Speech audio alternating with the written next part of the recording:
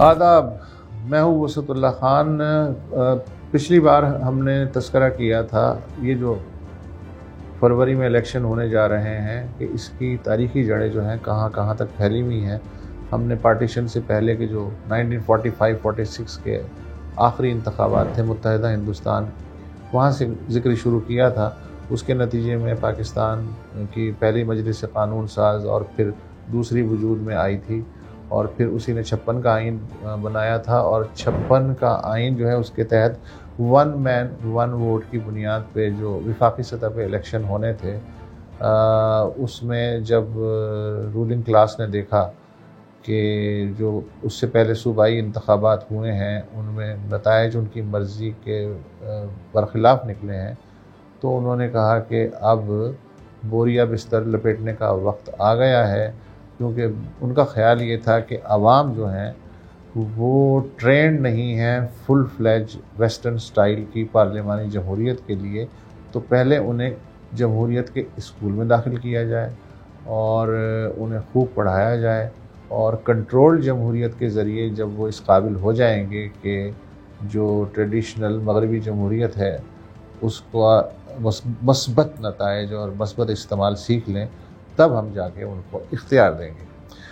چنانچہ جب پہلا مارشل لا لگا اکتوبر 1958 میں، تو اس کے بعد ہم نے تذکرہ کیا تھا کہ جو نظام حکومت کی لیبارٹری ہے اس میں بیسک ڈیموکریسی یعنی بنیادی جمہوریت کا سسٹم جو ہے وہ ڈیولپ ہونا شروع ہوا، اور 1959 میں 59 میں اس ملک میں پہلی بار بلدیاتی انتخابات ہوئے، اور 80,000 کونسلر جو ہیں وہ مشرقی پاکستان سے اور مغربی پاکستان سے منتخب ہوئے۔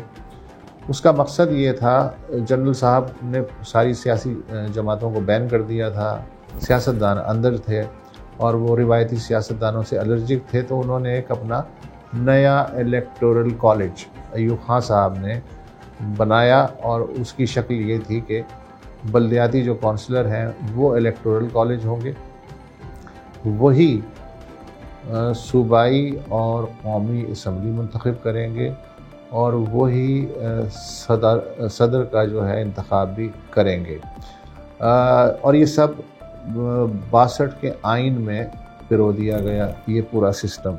چنانچہ جو 59 میں جو کونسلر بنے تھے انہوں نے 1960 میں فیلڈ مارشل ایوب خان کو جو ہے وہ ایک سویلین چہرہ دیا ایک ریفرینڈم میں، اور انہیں بھاری اکثریت سے صدر منتخب کر لیا ملک کا۔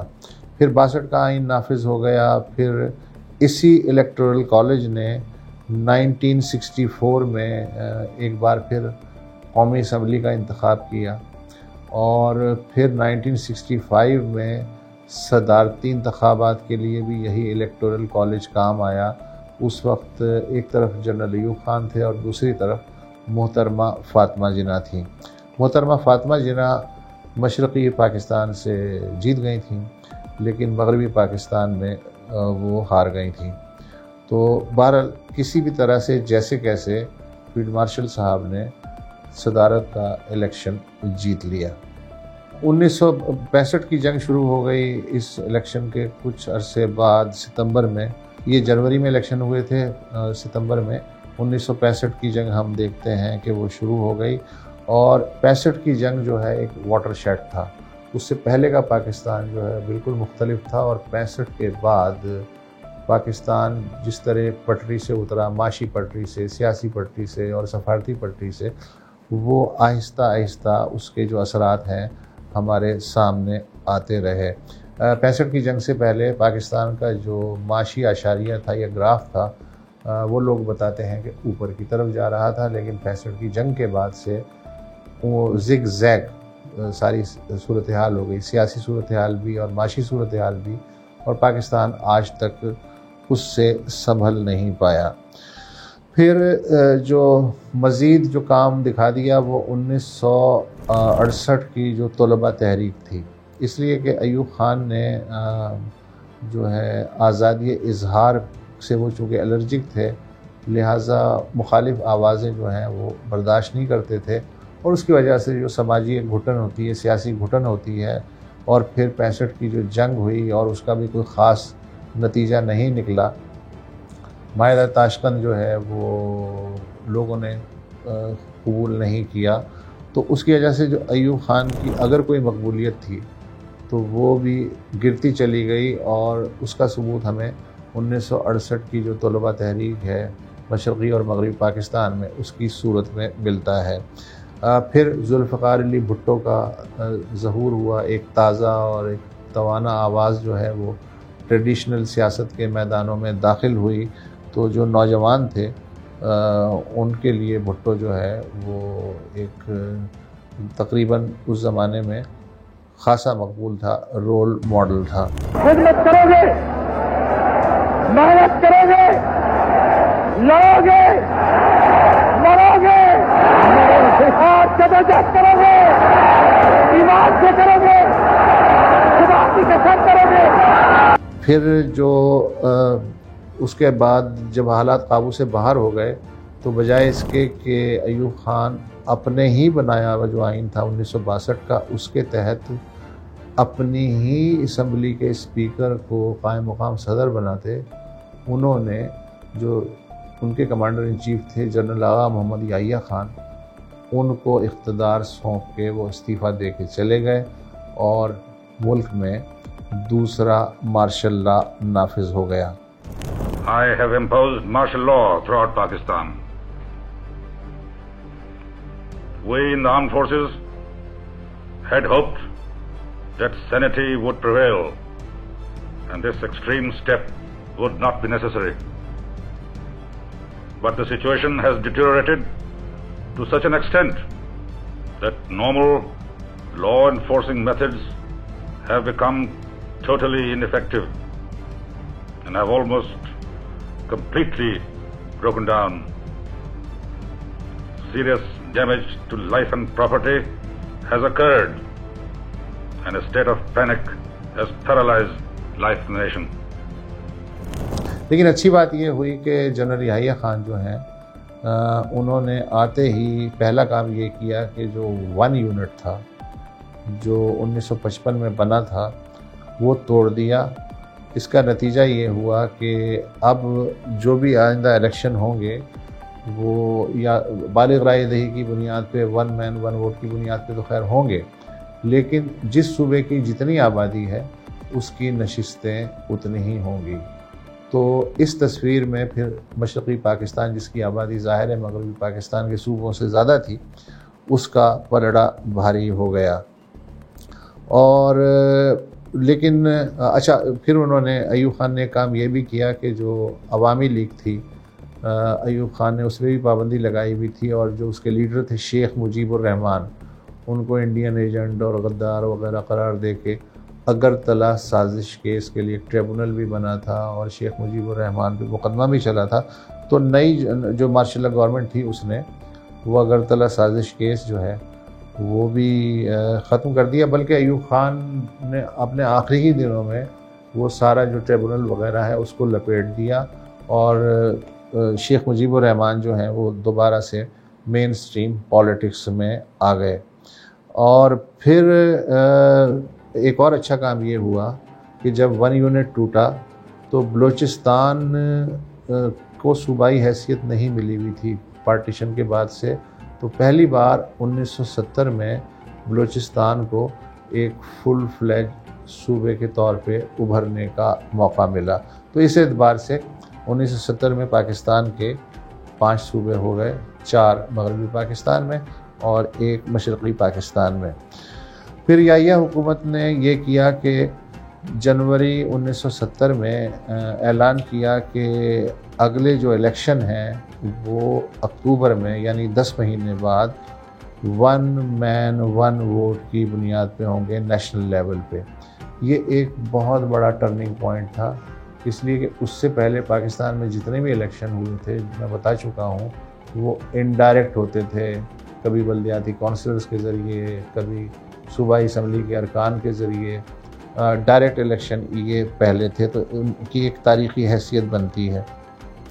اکتوبر میں الیکشن ہونے تھے، لیکن اکتوبر میں شدید سیلاب آیا مشرقی پاکستان میں، تو اس کی وجہ سے الیکشن جو ہے وہ 2 مہینے آگے کر دیے گئے، اور 7 دسمبر جو ہے وہ نئی تاریخ جو ہے قرار پائی۔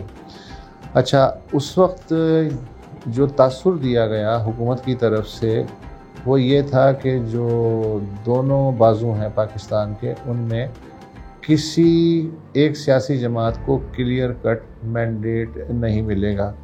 جو حساس ادارے تھے، جو ایجنسیاں تھیں، ان کا اپنا اسسمنٹ بھی یہ تھا کہ مشرقی پاکستان میں عوامی لیگ کو قطعی اکثریت نہیں ملے گی، بلکہ جو مولانا عبدالحمید بھاشانی کی نیشنل عوامی پارٹی ہے اس کو بھی اچھی خاصی نشستیں مل جائیں گی۔ آلدو عوامی لیگ لارجسٹ پارٹی کے طور پہ ابھرے گی، لیکن وہ ایبسولوٹ میجورٹی اس کے پاس نہیں ہوگی۔ جبکہ مغربی پاکستان کے بارے میں ایجنسیوں کی پریڈکشن یہ تھی کہ یہاں کا جو ووٹ ہے وہ پیپلز پارٹی، قیوم لیگ اور جماعت اسلامی ٹاپ 3 ہوں گی، اور باقی جماعتیں جو ہیں انہیں بھی تھوڑی تھوڑی سیٹیں مل جائیں گی۔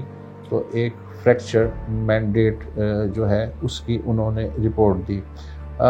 سنا یہ گیا ہے کہ ایجنسیوں نے کچھ جماعتوں کو بوسٹ اپ کرنے کے لیے شاید پیسہ ویسا بھی تقسیم کیا تھا، تو یہ تب سے کہانی چل رہی ہے، یہ ہمارے لیے کوئی نئی کہانی نہیں ہے۔ مشرقی پاکستان میں جو انتخابی مہم چلی اس کا ایک ہی پوائنٹ تھا، وہ یہ تھا کہ مغربی پاکستان مشرقی پاکستان کو لوٹ رہا ہے، اس کا استحصال کر رہا ہے، تو عوامی لیگ جو ہے وہ اس استحصال سے بنگال کو نجات دلائے گی۔ جبکہ مغربی پاکستان میں یہ کفر اور اسلام کی جنگ میں الیکشن کیمپین تبدیل کر دی گئی۔ جو دائیں بازو کی مذہبی جماعتیں تھیں ان کے نزدیک بھٹو کافر تھا۔ مجھے یاد ہے 120 علماء نے اجتماعی فتویٰ بھی دیا کہ جو الیکشن میں پیپلز پارٹی کو یا بھٹو کو ووٹ دے گا اس کا نکاح ٹوٹ جائے گا۔ اس کے باوجود جو ہے جب الیکشن ریزلٹس آئے تو سب سے بڑی پارٹی مغربی پاکستان میں پیپلز پارٹی بن کے ابھری۔ اللہ جانے کتنے لاکھ لوگوں نے اپنا نکاح توڑوا لیا، لیکن بھٹو کو ووٹ دیا۔ بھٹو صاحب کا نعرہ تھا روٹی، کپڑا اور مکان اور سوشلسٹ معیشت۔ تو جو مذہبی طبقہ تھا وہ یہ سمجھا کہ بس جیسے ہی بھٹو جیتے گا پاکستان میں کمیونسٹ انقلاب آ جائے گا۔ لیکن بعد میں ہم نے دیکھا کہ اسی بھٹو نے 73 کا آئین بنایا متفقہ طور پہ جب، تو جو علماء کرام تھی ان کی رائے کو خاصی اہمیت دی، اور علماء جو ہیں یہ جو 70 کے الیکشن میں کمیونسٹ تھا اور ہندو ایجنٹ تھا اور لادین تھا، اس کے ہم دیکھتے ہیں کہ جب اس نے آئین بنایا تو اس کے قصیدے بھی یہی لوگ گا رہے تھے۔ بہرحال 1970 میں نے بتایا کہ جنوری میں یحییٰ حکومت نے الیکشن کا اعلان کیا۔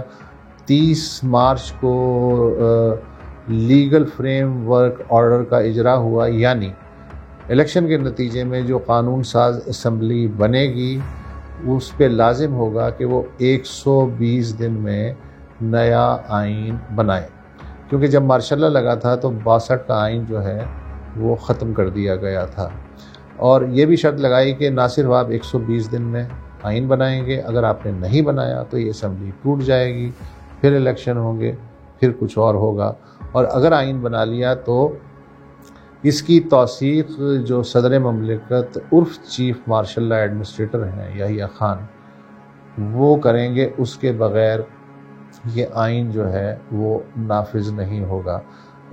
اس زمانے کے مبصرین کہتے ہیں کہ یہ جو شرط ہے یہ رکھنے کا مقصد یہ تھا کہ یحییٰ صاحب جو ہیں وہ الیکشن کے بعد بھی وہ صدر رہنا چاہتے تھے، وردی اتار کے ایک سیاسی لیکن طاقتور صدر کے طور پہ، کیونکہ ان کا خیال تھا کہ وہ اس قوم پہ بہت بڑا احسان کر رہے ہیں کہ انہیں 1 مین 1 ووٹ کا حق دے رہے ہیں، تو ہمارا بھی کچھ حصہ بنتا ہے، تو اس لیے انہوں نے شاید یہ شرط رکھی تھی۔ اچھا، مزے کی بات یہ ہے کہ جو تان ٹوٹی وہ عوامی لیگ کے 6 نکات پہ ٹوٹی۔ یہ جو 6 نکات تھے یہ شیخ مجیب الرحمن نے 1966 میں پیش کیے تھے، ڈھاکہ میں نہیں، لاہور میں یہ نکات انہوں نے پیش کیے تھے، جو پھر الیکشن کے بعد جو ہے ہوا جن کا بنا دیا گیا۔ یہ 6 نکات کیا تھے؟ پہلا نقطہ یہ تھا کہ مرکز کے پاس صرف ڈیفنس، کرنسی اور فارن پالیسی کے محکمے ہونے چاہیے، اور باقی سارے جو فیصلے ہیں وہ صوبوں کے پاس ہونے چاہیے، یعنی بشمول معاشی فیصلے بھی صوبے کریں۔ اگر اچھا ہوگا کہ 2 کرنسیاں ہوں، ایک مشرقی پاکستان کے لیے، ایک مغربی پاکستان کے لیے، لیکن اگر 2 کرنسیاں پاسبل نہیں ہیں اور ایک کرنسی ہی رکھنی ہے تو اس صورت میں جو فارن ایکسچینج اکاؤنٹ ہے فیڈرل، وہ 2 حصوں میں تقسیم ہوگا۔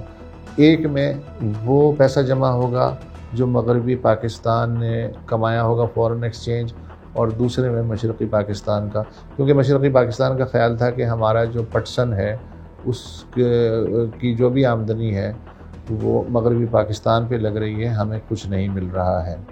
پھر ایک پوائنٹ یہ تھا 6 نکات میں کہ ٹیکس جمع کرنے کا اختیار بھی صوبوں کو ہوگا، اور صوبے طے کریں گے کہ وفاقی حکومت کو ملک کے دفاع اور فارن پالیسی چلانے کے لیے کتنے پیسے دیے جائیں، یعنی مرکزی حکومت جو ہے ایک طرح سے صوبوں کی محتاج ہو جائے گی۔ اور پھر ایک نقطہ یہ تھا کہ جو ایسٹ پاکستان ہے اس کی اپنی ایک پیرا ملٹری فورس ہوگی، یعنی گویا شیخ صاحب نے اس وقت کہا تو نہیں، لیکن وہ جو فیڈریشن ہے اس کو کنفیڈریشن میں بدلنا چاہتے تھے۔ تو اس وقت کسی کو یہ اعتراض نہیں ہوا، نہ یحییٰ خان کو، نہ الیکشن کمیشن کو، نہ سیاسی جماعت کو، کہ بھائی جو پارٹی 6 نکات کی بنیاد پہ الیکشن لڑ رہی ہے اگر وہ جیت گئی تو کیا ہوگا۔ تو عوامی لیگ نے ایک لیجیٹیمیٹ جائز جمہوری قوت کے طور پہ الیکشن لڑا اور اسے پوری اجازت دی گئی۔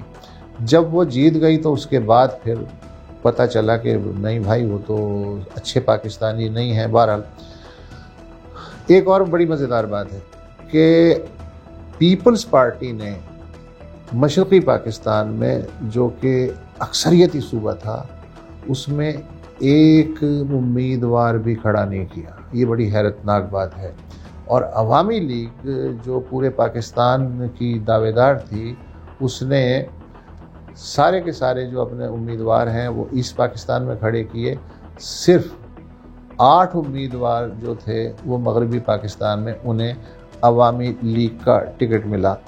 اب اللہ جانے کہ اس میں کیا مسٹری تھی کہ دونوں جو سب سے بڑی جماعتیں تھیں انہوں نے یکسر، ایک نے ایک بازو کو اور دوسرے نے دوسرے بازو کو بالکل اگنور کر دیا۔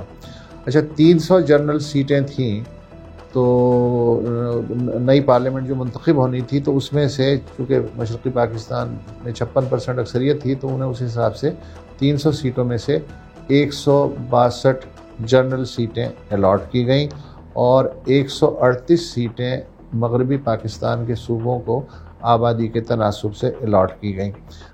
13 خواتین کے لیے بھی نشستیں مخصوص کی گئی تھیں، ان میں سے 7 مشرقی پاکستان کے لیے اور 6 مغربی پاکستان کے لیے۔ اور جب الیکشن کے رزلٹس آئے ہیں تو عوامی لیگ نے جو جنرل سیٹیں تھیں 162، اس میں سے 160 سیٹیں لے گئی۔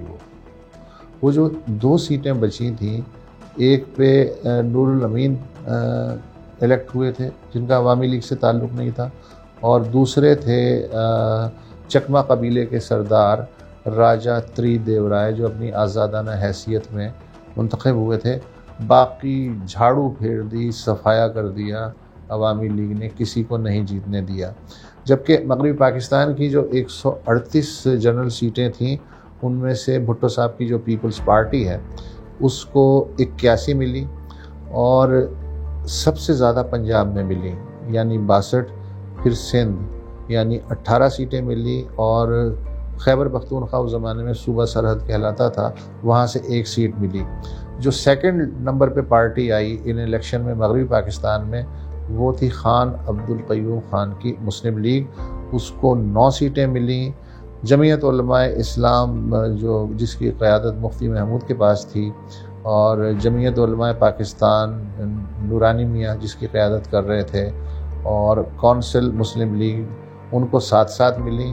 نیشنل عوامی پارٹی جو تھی ولی خان کی اس کو 6 سیٹیں ملی. اور اس الیکشن میں عوامی لیگ کے بعد سب سے زیادہ جس پارٹی نے امیدوار کھڑے کیے تھے وہ تھی جماعت اسلامی. اور جماعت اسلامی نے الیکشن کیمپین کے دوران مجھے یاد ہے یوم شوکت اسلام منایا، میلوں لمبے جلوس نکالے، مطلب ہزاروں جھنڈے جھنڈیاں، ایسا لگ رہا تھا کہ یہ سویپ کر جائیں گے. جب رزلٹ آئے تو جماعت اسلامی کو صرف 4 سیٹیں ملی تھیں دونوں طرف سے، مشرقی پاکستان مغربی پاکستان کی ملا کے 4 سیٹیں ملی تھیں. اچھا، ووٹر ٹرن آؤٹ البتہ اچھا رہا، لوگوں میں جوش تھا، اوسطاً 60% رہا. پنجاب میں سب سے زیادہ ووٹر ٹرن آؤٹ رہا تھا 69%، اور اس کے بعد مشرقی پاکستان میں 57% ٹرن آؤٹ رہا. اچھا، عوامی لیگ اب ظاہر الیکشن ہو گئے اور عوامی لیگ جو ہے وہ زبردست اکثریت لے کے آ گئی، ادھر بھٹو صاحب آ گئے. تو عوامی لیگ کا ظاہر ہے اب ایک حق تھا کہ وہ آئین بنانے میں پہل کرے. تو انہوں نے کہا کہ جی جو بھی آئین بنے گا، جو ہمارے 6 نکات ہیں ان کے فریم میں ہم آئین سازی کریں گے. یہاں پہ جو بھٹو صاحب تھے اور بھٹو صاحب کے ساتھ جو یحییٰ حکومت تھی ان کو خاصے تحفظات تھے، اور ان کا خیال تھا کہ اگر ان 6 نکات کی بنیاد پہ آئین بنتا ہے تو پاکستان فیڈریشن نہیں رہے گا، ایک لوز کنفیڈریشن بن جائے گا. چنانچہ یحییٰ خان اور بھٹو جو ہیں انہوں نے کہا کہ ہم آپ کے 4 پوائنٹس تو مان سکتے ہیں لیکن ان میں سے 2 پوائنٹس نہیں مان سکتے، تو پلیز آپ تھوڑا سا اپنے رویے میں لچک پیدا کریں. اچھا، بھٹو نے کہا کہ اگر کوئی آدمی یہ جو بنیادی نقطہ ہے 6 نکات پہ سمجھوتے کے بغیر اگر اسمبلی کا اجلاس ہوتا ہے ڈھاکہ میں اور اس میں مغربی پاکستان سے جاتا ہے تو ہم اس کی ٹانگیں توڑ دیں گے. اس کے باوجود بہت سے لوگ جو ہیں، بہت سے ارکان اسمبلی جو نئے منتخب ہوئے تھے وہ ڈھاکہ گئے. ڈیٹ طے کی گئی 1 مارچ کو جو نئی لیجسلیٹو اسمبلی اس کا اجلاس ڈھاکہ میں منعقد ہوگا. لیکن جب یہ جو 3 کھلاڑی تھے مجیب، یحییٰ اور بھٹو، ان میں اتفاق رائے نہیں ہو سکا 6 نکات کے بارے میں، تو پھر جو قومی اسمبلی کا سیشن ہونا تھا بدقسمتی سے اس کو ملتوی کر دیا گیا، اور اس کے بعد مشرقی پاکستان میں عام بغاوت شروع ہو گئی حکومت کے خلاف. اس دوران یحییٰ خان اور بھٹو ڈھاکہ بھی گئے اور انہوں نے شیخ مجیب الرحمن کے ساتھ بیٹھ کے کوششیں بھی کی، لیکن شیخ مجیب الرحمن کا ایک ہی آرگومنٹ تھا کہ اگر آپ مجھ سے واقعی کوئی لچک کی امید رکھ رہے ہیں اور میں اپنے ساتھیوں سے مشورہ کر کے انہیں قائل بھی کر لوں، تو مجھے یہ بتائیے کہ ایک طرف تو ہم بات چیت کر رہے ہیں اور دوسری طرف مشرقی پاکستان میں فوج کی تعداد بڑھائی جا رہی ہے، تو یہ کیا مسئلہ ہے؟ اس کا ظاہر ہے کسی کے پاس کوئی جواب نہیں تھا، لیکن اس کا جواب مل گیا. 25 مارچ کو بھٹو صاحب جو ہیں وہ کراچی میں اترے اور مشرقی پاکستان میں فوجی آپریشن شروع ہو گیا، آپریشن سرچ لائٹ کے نام سے. اور بھٹو صاحب کا کہنا تھا جب وہ ایئرپورٹ پہ اترے ہیں کہ خدا کا شکر ہے پاکستان بچ گیا. پھر یہ ہوا کہ بلیک آؤٹ ایک ٹوٹل ہو گیا. انفارمیشن کا روداد خان صاحب جو ہیں وہ اس زمانے میں سیکریٹری اطلاعات تھے، تو ماشاء اللہ حکومت نے اس بات کو یقینی بنایا کہ مشرقی پاکستان کی کوئی منفی خبر مغربی پاکستان کے اخبارات میں نہ چھپے، اور اس میں وہ بہت حد تک کامیاب رہی. اس کو جو ہے وہ غداری، قوم پرستی اور پاکستانیت اس کے روئی میں لپیٹ کے جو ہے لوگوں کو پیش کیا گیا. مشرقی پاکستان میں کیا ہو رہا ہے باخدا مغربی پاکستانیوں کو آخر تک معلوم نہیں تھا. پھر ایک اور بھی ذہانت کا مظاہرہ یہ کیا گیا کہ اس آپریشن کے نتیجے میں عوامی لیگ کے اکثر جو لیڈرشپ ہے وہ اور جو پارلیمنٹ کے لیے منتخب ارکان تھے وہ ظاہر ہے سرحد پار چلے گئے، انڈیا چلے گئے، تو ان کی نشستیں جو خالی تھیں ان میں سے 78 سیٹوں پہ ستمبر میں آپریشن کے دوران انہوں نے کہا جی کہ ہم اس پہ ضمنی انتخاب کرائیں گے۔ وہ ضمنی انتخاب کیا تھا؟ کتابوں میں لکھا ہے کہ وہ ڈھاکہ چھاونی میں راؤ فرمان علی کے دفتر میں انہوں نے سیاسی جماعتوں کو، جو کہ پرو پاکستان سیاسی جماعتیں تھیں، انہیں جمع کیا اور ان سے کہا کہ بھئی یہ 78 سیٹیں ہیں، تو آپ کو کتنی چاہیے، آپ کو کتنی چاہیے، آپ کو کتنی چاہیے، تو کھیلوں کی طرح وہ وہیں پہ بانٹ دی گئیں اور یہ فرض کر لیا گیا کہ اب عوامی لیگ کی جو سیٹیں وہ فل ہو گئی ہیں تو ہم اب جمہوریت کھیل سکتے ہیں۔ لیکن ظاہر ہے کہ صورتحال تیزی سے بگڑ رہی تھی اور نومبر میں انڈیا نے مشرقی پاکستان پہ حملہ کر دیا، پھر 3 دسمبر کو مغربی پاکستان پہ بھی حملہ ہو گیا، اور پھر آپ کو پتہ ہی ہے کہ کیا ہوا۔ 17-18 دن کی یہ جنگ تھی۔ 16 دسمبر کو ایسٹ پاکستان میں ہتھیار ڈال دیے گئے اور 17 کو یہ جنگ بند ہو گئی۔ اور مجھے یاد ہے کہ جنگ بند ہونے کے بعد بھی شام کو یحییٰ خان صاحب جو ہیں وہ قوم سے خطاب کر رہے تھے کہ ہم نے ایک لڑائی ہاری ہے، جنگ تو نہیں ہاری ہے، ہم کھیتوں میں لڑیں گے، کھلیانوں میں لڑیں گے، پتہ نہیں کہاں کہاں لڑیں گے۔ لیکن اسی دن جنگ بندی ہو چکی تھی۔ اس کے بعد لیجیٹیمیسی ختم ہو گئی جو حکومت تھی کہ اب کس بنیاد پہ آپ حکومت میں ہیں۔ تو چنانچہ جو بھٹو صاحب تھے انہیں عبوری طور پہ نائب وزیر اعظم بنایا گیا تھا، تو وہ اقوام متحدہ کی جنرل اسمبلی میں کوشش کر رہے تھے کہ کسی طرح جنگ بندی ہو جائے۔ انہیں ہنگامی طور پہ بلایا گیا اور وہ 19 کو پہنچے ہیں پاکستان اور 20 کو انتقال اقتدار ہو گیا۔ Legalize everything that has been illegal till 14th or 15th of December 1971. I will not be a party to it. We will fight. We will go back and fight. My country hearkens for me. Why should I waste my time here in the Security Council? I will not be a party to the ignominious surrender of part of my country. You can take your Security Council. Here you are. I am going. Yahya Khan نے transfer of power کر دیا بھٹو صاحب کو۔ بھٹو صاحب جو ہیں پہلے civilian chief marshal administrator بن گئے اور عبوری صدر بن گئے، اور یہ جو ہے ایک طرح سے اگر دیکھا جائے کہ ایک نامکمل اسمبلی تھی، اس لیے کہ اس میں مشرقی پاکستان والے جو تھے وہ تو تھے ہی نہیں، وہ تو الگ ہو چکے تھے۔ تو جو باقی اسمبلی ہے اس نے باقی پاکستان کے لیے آئین بنایا۔ حزب اختلاف بعد میں یہ کہتی رہی آئین کے نفاذ کے بعد کہ دوبارہ الیکشن کروائے جائیں تاکہ ایک فل لیجیٹیمیٹ اسمبلی جو ہے وجود میں آ سکے۔ یہ ایک قطری ہوئی اسمبلی ہے، یہ آدھی ہے، یہ بکھری ہوئی اسمبلی ہے، لیکن ظاہر ہے بھٹو صاحب نے اس کو مسترد کر دیا۔ تو یہ تو تھی 1970 کے الیکشن کی کہانی، جس نے آدھے پاکستان کی شکل میں اپنی قیمت وصول کر لی۔ الیکشن تو ہم نے کروا دیے، لیکن الیکشن کے نتائج کو ہم ہضم نہیں کر سکے، تو پھر صورتحال نے ہمیں ہضم کر لیا۔ اگلی قسط میں ہم بات کریں گے مارچ 1977 میں جو الیکشن ہوئے 1 مین 1 ووٹ کی بنیاد پہ، ان کا کیا حال ہے، ان کا آگا پیچھا کیا ہے۔ مزید نیوز اپ ڈیٹس اور ڈیجیٹل سٹوریز کے لیے سبسکرائب کریں ڈان نیوز پاکستان۔